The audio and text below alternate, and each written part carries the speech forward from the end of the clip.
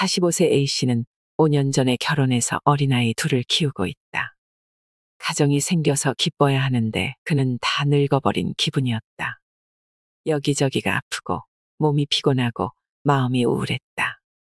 A씨는 체중이 평균보다 20kg 이상 많이 나갔다. 또 원래 다니던 병원에서 처방받아 먹는 약이 6가지나 됐다.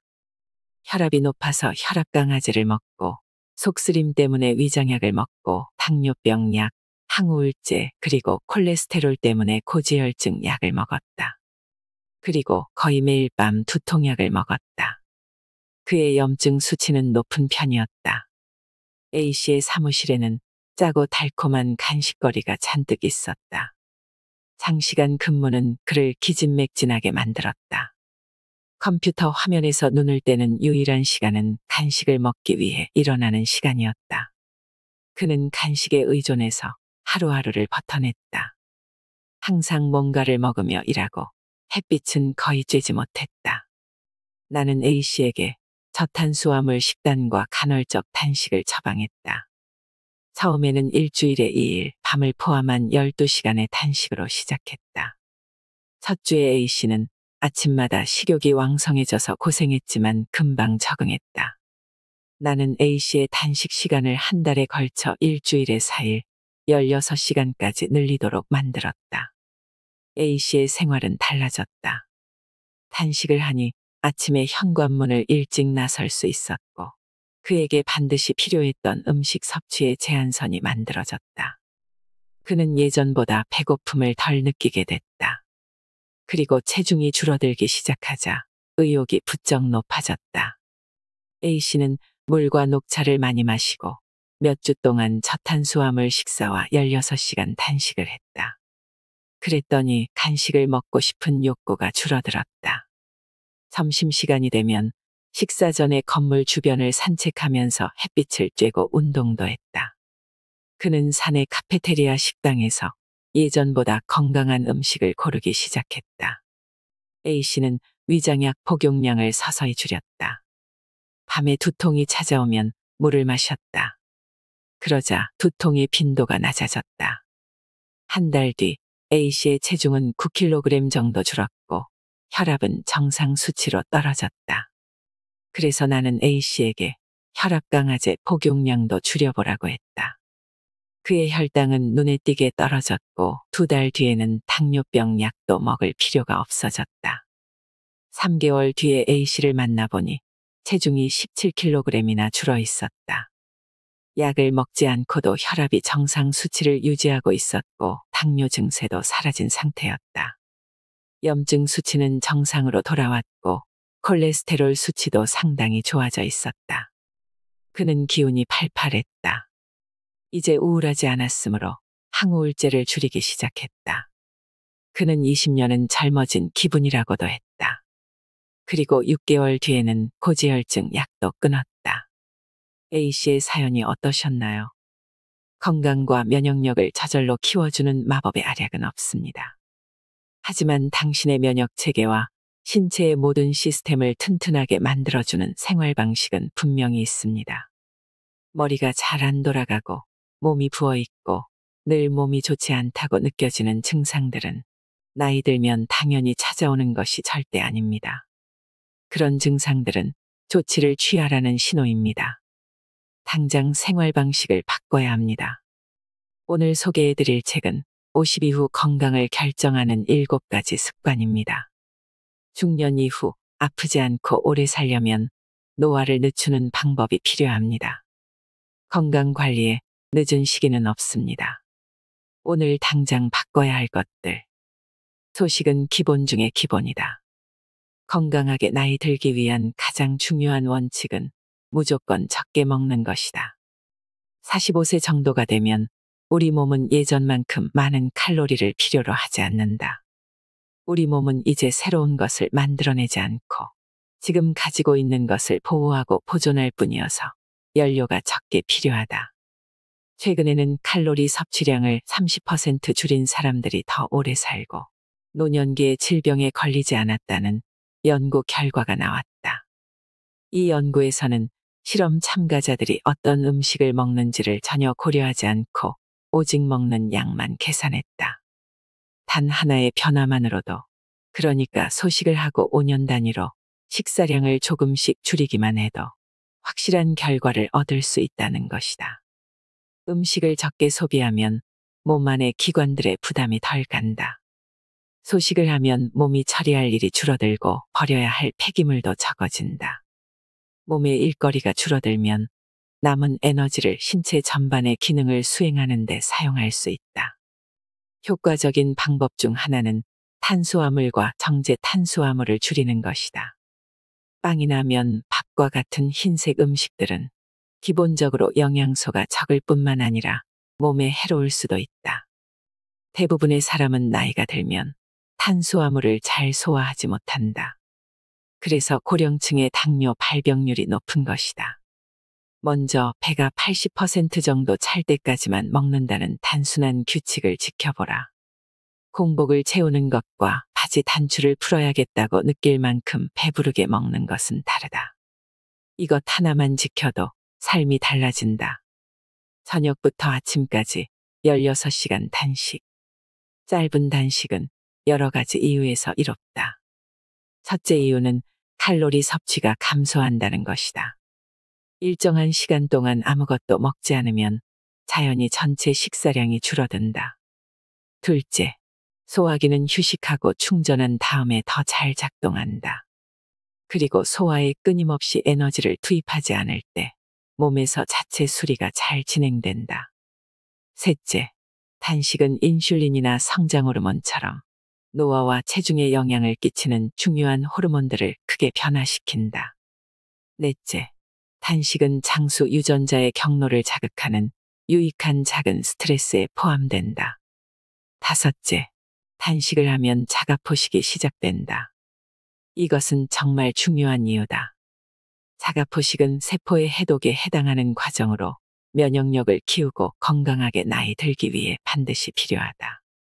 일주일에 2~3번, 저녁을 일찍 먹고 다음날 아침을 조금 늦게 먹어서 두 끼니 사이가 16시간까지 벌어지도록 하라. 이 방법은 단순하지만 정말 강력한 실천이다. 그리고 그렇게 어렵지도 않다.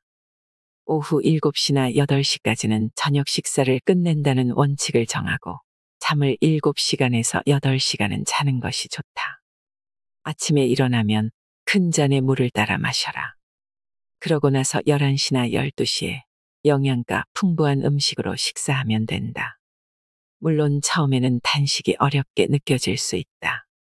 16시간이 불가능할 것 같다면 처음부터 무턱대고 16시간에 도전하지 않아도 된다. 12시간으로 시작해서 14시간으로 늘리고 성공하면 16시간에 도전해보라. 몸이 적응하고 나면 단식이 기분 좋게 느껴지고 묘한 해방감이 들면서 당신은 뭔가를 계속 먹지 않아도 된다는 사실을 깨달을 것이다. 몸에 뭔가를 계속 집어넣지 않아도 우리 몸은 기능을 잘 수행한다. 또한 단식으로 탄수화물 중독에서 좀 더 쉽게 벗어날 수 있다. 머지않아 당신은 단식을 하는 날이면 기분이 상쾌해지고 짧은 단식은 고통이라기보다는 휴식에 가깝게 느껴질 것이다. 장과 면역력은 하나다. 면역 체계의 70%는 뱃속에 있다. 나이가 들수록 장내 마이크로바이옴을 건강하게 유지하는 것이 중요해진다. 좋은 박테리아의 종류가 많아야 하고 나쁜 박테리아의 수는 적어야 한다. 우리 몸 안의 작은 미생물 생태계가 망가지면 우리의 섬세한 장벽이 약해져 몸 전반에 심각한 문제를 일으킬 가능성이 있다. 장벽은 몸과 외부 세계 사이의 1차 방어벽이다. 장벽은 무엇이 우리의 시스템 안으로 들어와도 되고 무엇이 들어오면 안 되는지를 결정한다. 따라서 장벽을 잘 보호하는 것이 건강을 지키는 열쇠다. 마이크로바이옴이 건강하지 못하고 균형이 깨져 있으면 연약한 구조로 이뤄진 장벽이 느슨해져서 미세한 틈이 생긴다. 그러면 박테리아, 독성 물질, 그리고 완전히 소화되지 못한 음식물이 이 틈을 통해 혈관으로 새어나갈 수 있다. 이것은 장누수라 불리는 현상으로 무시무시한 이름만큼이나 실제로도 해롭다. 혈관으로 새어 들어온 입자들은 몸속 어디에서 염증을 일으킬지 모른다. 이것은 모두 몸속에서 일어나는 일이지만 그 결과는 심각하다. 상누수가 발생하면 관절 통증, 피부 발진, 심한 기분 변화, 불안, 우울감, 뇌흐림, 호르몬 문제로 이어질 수 있다. 우리가 나이 탓으로 돌리는 증상의 상당 부분은 사실 마이크로바이옴의 균형이 깨진 결과다. 그리고 이것은 개선할 여지가 있는 문제들이다. 나의 조언을 축약하면 다음과 같다. 가공 처리되지 않은 신선한 유기농 식품을 먹어라. 항생제와 호르몬을 주입한 동물성 식품을 멀리하라. 글리포세이트와 같은 독성 제초제가 뿌려진 농산물도 멀리하라. 당신의 몸에 마늘, 양파, 파, 아스파라거스 등과 같은 프리바이오틱스와 발효식품인 프로바이오틱스를 날마다 공급하라. 잠을 잘 자고 수분을 충분히 섭취하고 명상을 하고 항생제는 꼭 필요할 때만 사용하고 식도염 증상을 완화하는 처방약인 넥시움 같은 위장약을 장기간 복용하지 마라. 설탕은 정말로 줄여야 한다. 나이가 든 사람에게 설탕은 아주 해롭다. 설탕은 면역 체계를 약화시킨다. 그리고 모두가 두려워하는 당뇨병, 심장질환, 암, 알츠하이머병 같은 병을 키운다. 설탕이 특정한 단백질과 결합하면 노폐물을 만들어내고 그 노폐물은 혈관 내에 쌓인다. 노폐물은 여기저기 머물러 있다가 당신의 신체 기관에 마치 녹이 끼듯 내려앉는다. 이 노폐물은 세포막을 손상시키고 혈관벽에 미세한 구멍을 뚫기도 한다. 만약 당신이 생활 습관을 딱 하나만 바꾼다면 그것은 정제당 섭취를 줄이는 것이어야 한다. 그리고 꿀과 아가베 시럽도 줄여라. 꿀과 아가베 시럽도 당신의 몸에 설탕과 똑같이 작용한다. 정말로 달콤한 음식이 당길 때는 베리류나 초록 사과를 먹어라. 당신이 커피에 설탕을 조금씩만 넣어 마신다고 해도 오랫동안 누적되면 양이 많아진다. 그냥 설탕을 끊어라. 그렇다고 화학물질 범벅인 인공감미료를 넣지는 말자. 어떤 사람들은 에리스리톨이나 자일리톨과 같은 당알코올 감미료를 선택하지만 이런 것들을 섭취하면 가스가 차서 소화에 방해가 되니 되도록 피하는 것이 좋다. 현대사회는 설탕을 기분 좋은 간식이라는 틀로 바라본다. 디저트는 쾌락이며 때로는 보상으로 제공된다. 그러나 사실 설탕은 몸에 상해 아닌 벌을 준다. 그리고 설탕을 끊기가 그토록 어려운 이유는 그것이 약물이기 때문이다. 설탕은 뇌의 특정 영역을 자극하는 중독성 물질이다. 그러니 설탕을 무서워해야 마땅하다. 더 많이 더 잘 자기. 나이가 들면 그날 그날의 피로를 회복하는 양질의 수면이 퍼즐의 중요한 조각이 된다. 잠을 중요하게 취급하라. 그러면 금세 건강해지는 것을 느낀다. 우리가 나이 들매 징후로 생각하는 증상의 대부분은 우리의 몸이 규칙적이고 더 많은 그리고 더 좋은 휴식을 필요로 한다는 신호에 지나지 않는다. 밤에 잠을 못 이루거나 중간에 자꾸 깨더라도 포기하지 마라. 문제를 살피면서 의식적으로 밤잠을 잘 자기 위한 대책을 세워라. 이것은 단순히 저녁 시간을 어떻게 보내느냐의 문제가 아니라 낮 시간의 습관과도 관련되는 문제다.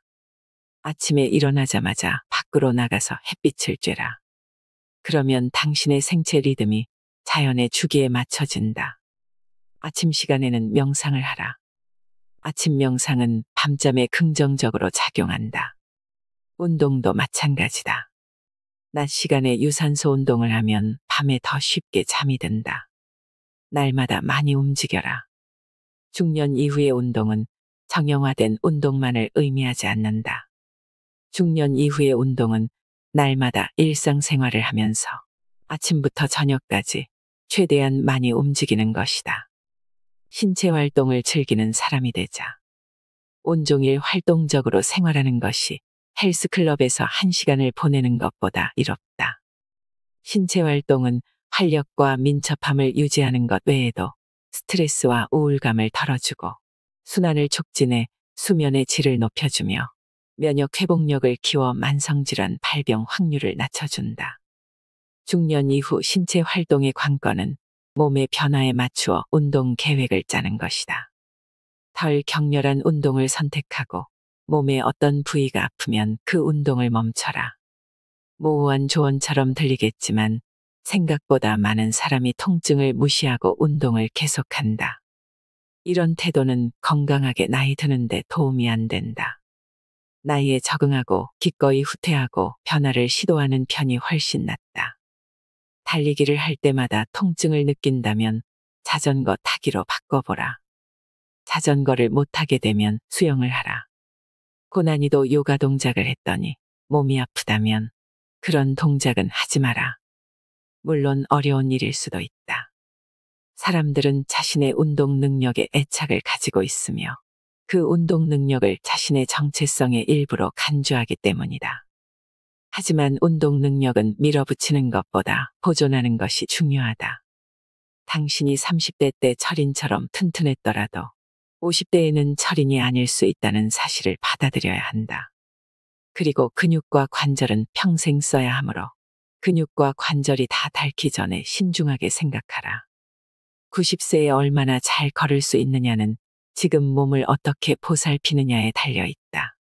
몸을 움직이기를 좋아하고 육체적 한계를 뛰어넘기를 즐기는 사람들에게 가장 중요한 일은 몸이 하는 말을 잘 듣고 그 말에 따르는 것이다.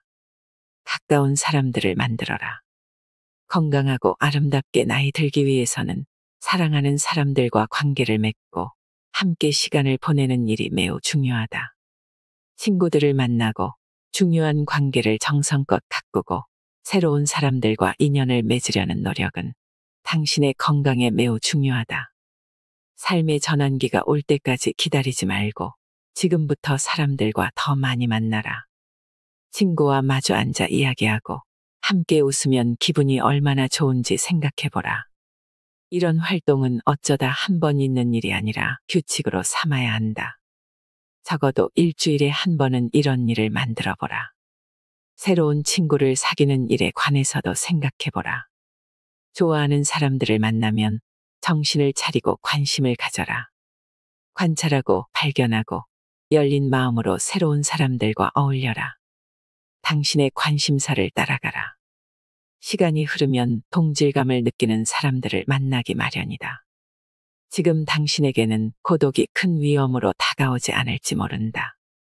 하지만 나중에 고독이 문제가 되지 않도록 하려면 지금 당신 주변에 서로를 사랑하는 튼튼한 관계를 구축해 놓아야 한다. 좋은 관계를 많이 만들어 놓는 것은 삶의 전환기가 닥치더라도 충격을 줄여주는 완충장치가 군데군데 있는 것과 같다. 인간관계에 시간을 투자하라. 관계는 생각보다 중요하다. 나이 드는 것을 유머로 즐길 수 있도록. 태도는 건강에 큰 영향을 끼친다. 건강하게 나이 들려면 전형적인 쾌락의 일부, 예를 들어 단 것, 술, 튀김, 음식 전반을 줄여야 한다. 변화에 긍정적인 마음으로 접근하고 유쾌한 태도를 유지한다면 그런 것을 줄이기가 훨씬 쉬워진다. 음식 섭취를 조금 자제하는 대신 당신이 좋아하는 다른 것을 발견하고 공부, 자연, 명상 따위에 대한 취향을 개발할 기회가 왔다고 생각하라. 음식이나 술이 아닌 다른 방법으로 당신 자신에게 너그러워져라. 몸에 해롭지 않은 것들 중에 당신의 기분을 돋워주고 흥이 나게 하고 동기부여를 해주는 것은 무엇인가? 친한 친구들과 시간을 많이 보낼 때인가? 당신이 듣고 싶었던 수업인가? 예전에 연주하던 악기는 어떨까? 소소하지만 건강한 즐거움을 누려보자. 따뜻한 물에 목욕을 하고 해질 무렵이면 산책을 즐기고 주 1회 적외선 사우나에 가거나 마사지를 받아보라. 당신의 선택을 현명한 방향으로 옮기면서 쾌락의 개념을 재정립하고 건강에 이로운 습관으로 삶의 재미를 더하라. 경쾌하고 긍정적인 태도를 유지하는 사람은 삶의 고마움을 더 느낀다. 변화를 기꺼이 받아들이고 몸과 마음을 돌보고 나이가 들어서 볼품 없어지는 것들을 향해 미소를 보내라. 그 모든 것은 선물이고 흔히 하는 말대로 최악은 아니니까. 운명을 피하지 않고 세월을 자연스럽게 받아들이는 사람이 더 좋은 모습으로 나이 든다. 따뜻한 물로 샤워하고 찬물로 헹구기. 내가 좋아하는 방법 하나를 소개하자면 따뜻한 물로 샤워하고 나서 30초에서 60초 동안 찬물로 마무리하는 것이다. 직관적으로 생각해도 냉수마찰은 몸에 좋을 것 같지 않은가? 몸에 찬물을 끼얹는 순간 몸은 확 깨어난다. 냉수마찰을 하면 몸속의 기가 활발하게 순환한다. 요즘에는 서양의학 책에도 냉수마찰이 건강에 좋은 습관이라고 나온다. 냉수마찰이 미토콘드리아의 생성과 건강에 도움이 된다는 연구 결과들도 있다. 따뜻한 물 찬물 공식은 역으로 응용해도 된다. 차가운 수영장에서 몸을 움직이다가 따뜻한 물에 몸을 담가보라. 사우나와 찬물 샤워를 번갈아 해보라. 또는 겨울에 외투를 입지 말고 잠시 바깥에 나가보라. 그러면 기분이 상쾌해진다. 난방이 잘 되는 실내에 오래 있었다면 더욱 상쾌할 것이다. 이렇게 차가운 공기를 잠깐 쐬어주면 몸에 좋다. 짧은 단식을 하거나 잠깐씩 격렬한 신체 활동을 해보라. 가벼운 스트레스는 몸을 청소하는 자가포식을 활성화하고 세포의 기능 수행과 회복을 돕는다. 마그네슘을 챙겨라. 미네랄의 일종인 마그네슘은 중년 이후의 건강에 반드시 필요한 영양소다. 마그네슘은 우리 몸속에 있는 300가지가 넘는 효소의 신진대사에 관여한다. 마그네슘은 면역 체계를 지원하고 혈압을 낮추고 뇌와 심장의 기능 수행을 돕고 긴장을 완화하고 밤에 잠이 잘 오도록 해준다.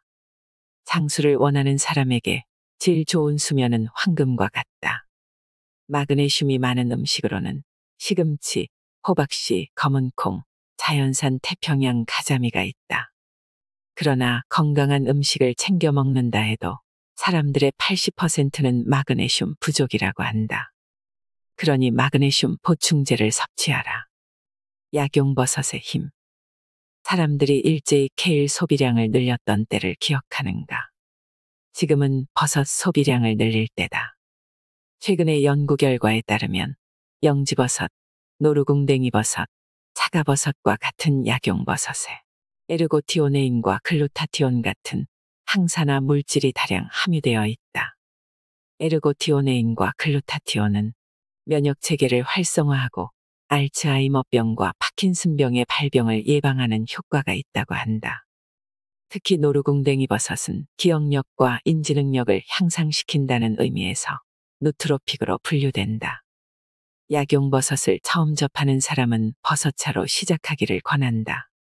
가루를 물에 타서 차로 만들어 마시거나 커피나 홍차, 녹차 등에 섞어 먹으면 된다. 만약 장수와 노화 방지에 도움이 되는 버섯을 단 하나만 골라야 한다면 답은 영지버섯이다. 영지버섯은 면역 체계를 지원하고 심혈관계를 튼튼하게 만든다. 또한 혈압을 낮추고 스트레스와 염증을 완화하며 암 예방에도 도움이 된다. 노루궁뎅이버섯은 기억력, 인지능력, 신경계의 기능을 향상시킨다. 나는 영지버섯과 노루궁뎅이버섯이 함께 들어간 혼합 제품을 추천한다. 요리나 샐러드에 신선한 유기농 버섯을 넣는 것도 좋은 방법이다. 표고버섯, 잎새버섯, 느타리버섯은 모두 약용으로서 건강에 이로운 식품이다. 자연 상태에 최대한 가까운 음식을 먹어라. 냉장고에 넣지 않으면 금방 상하는 음식을 먹자. 상자와 캔, 밀봉된 비닐봉지에 담겨 나오고 오싹할 정도로 유통기한이 긴 식품들은 멀리하자. 사실 자연 그대로의 음식을 먹자는 것은 단순한 원칙이다. 가공된 식품이란 흔히 건강에 좋지 않은 음식으로 생각하는 정크푸드만을 의미하는 것이 아니다. 포장 용기에 담긴 음식, 영양성분 표시가 되어 있는 음식의 대부분은 가공식품이다. 우리가 평소에 먹는 음식 중에는 가공식품이 많다. 그런 가공식품을 멀리하고 자연에서 얻은 재료, 너무 말끔하게 다듬어지지 않은 재료, 방금 수확했거나 바다에서 막 건져 올린 재료로 만든 정말로 신선한 음식을 가까이 하라. 최대한 자연에 가깝고 거주지에서 가까운 곳에서 생산된 재료로 음식을 만들어 먹어라. 좋은 음식으로 하루 2끼만. 중년 이후에는 건강 측면에서 아침 식사가 하루 중에 가장 덜 중요한 끼니라고 말할 수 있다. 앞에서 설명한 대로 짧은 단식을 하면 좋은 점이 많은데 아침 식사를 건너뛰면 짧은 단식을 쉽게 할 수 있다. 당신이 지금 단식을 하고 있지 않더라도 하루에 3번보다는 2번 식사가 유익하다. 음식을 적게 먹으면 몸에 부담이 덜 가고 처리할 일이 적고 소화와 분류의 에너지를 덜 쓰기 때문에 회복과 수선에 사용할 에너지가 확보된다. 또 짧은 단식은 몸에 적당한 스트레스를 줌으로써 긍정적인 호르메시스 효과를 발휘한다. 되도록 잠자리에 들기 3시간 전에 식사를 끝내라. 음식만 문제가 아니다. 기름을 확인하라. 요리에 많이 사용되는 기름 중 일부는 우리의 시스템을 망가뜨린다. 식물성으로 불리는 이 기름들은 매우 해로운데 아주 많은 음식에 들어간다. 문제가 되는 기름 중 하나가 카놀라유다.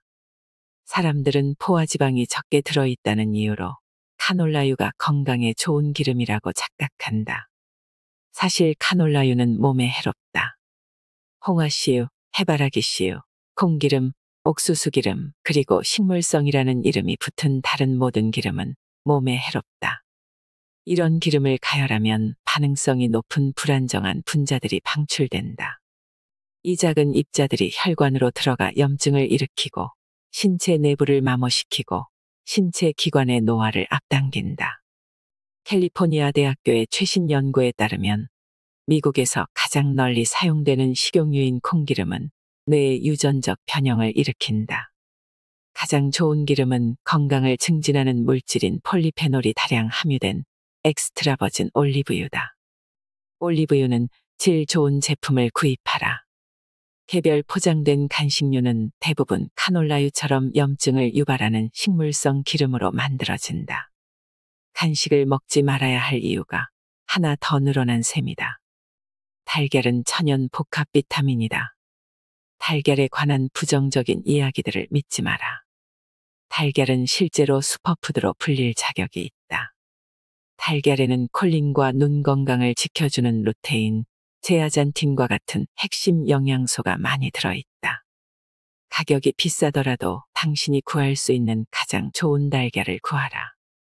호르몬제를 주입하지 않고 목초지에서 기른이라는 문구가 들어간 제품을 찾으면 된다. 좋은 달걀은 냄새가 좋고 묵직하며 노른자가 주황에 가까운 노란색을 띈다. 좋은 달걀은 보기만 해도 금방 안다. 마이크로바이옴에 가지와 줄기를 심어라. 섬유질은 단백질과 마찬가지로 중년 이후의 건강한 식단에서 매우 중요하다. 우리가 이야기하는 섬유질은 식물성 셀룰로스 섬유다. 특히 생과일과 생채소에서 당신의 몸이 쉽게 소화하지 못하는 부분이 중요하다. 프리바이오틱스라고도 불리는 이 섬유질은 당신의 마이크로바이옴의 황금과도 같다. 셀룰로스 섬유는 장내 유익균의 먹이가 된다. 프리바이오틱스를 많이 섭취하는 방법은 간단하다. 채소에서 당신이 평소에 잘라버리는 부분들을 열심히 먹어라. 당근의 맨 끝부분, 양상추의 밑동, 줄기콩의 줄기 끝 부분을 먹어라. 바로 이런 부분에 셀룰로스 섬유소인 불용성 식이섬유가 풍부하다. 다시마와 해초류. 신선한 음식을 다양하게 섭취하면 당신의 몸에 꼭 필요한 미량 영양소를 종류별로 얻을 수 있다. 특히 해초에는 다른 곳에서 얻기 힘든 아이오딘과 같은 영양소가 있다. 세계 각지의 블루존을 살펴보면 주민들이 해초를 많이 먹는다는 공통점이 발견된다. 요리에 들어가는 다시마는 다른 음식을 청소해준다는 증거가 나와 있다. 다시마는 영양소의 흡수를 방해하는 항영양인자를 배출하는 데 도움이 된다. 날마다 발을 돌봐주어라. 첫째, 신발을 자주 바꿔 신어라. 당연한 얘기지만 굽 높은 신발을 계속 신으면 문제가 생길 수 있다. 하지만 항상 운동화만 신어도 해로울 수 있다. 발이 건강하고 잘 움직이게 하려면 여러 종류의 신발을 신고 걸어 다녀야 한다. 그러니까 신발을 자주 바꿔 신어라. 편안한 신발을 다양하게 갖춰놓고 번갈아가며 신어라. 그리고 발이 아픈 신발은 그만 신어라. 신발이 발을 아프게 한다면 어딘가 문제가 있다는 뜻이다. 그 신발을 신고 있는 동안만 문제가 생기는 것이 아니라 장기적으로 나쁜 영향이 있을지도 모른다. 둘째, 하루 일과를 마치고 나면 맨발로 생활하라. 퇴근해서 집에 왔거나 간단한 볼일을 보러 나갔다 오거나 운동을 마치면 최대한 빨리 신발을 벗고 발을 쭉 펴야 한다. 저녁에 맨발로 걸어 다니면 하루 내내 조이고 끼었던 모든 근육이 움직일 기회를 얻는다.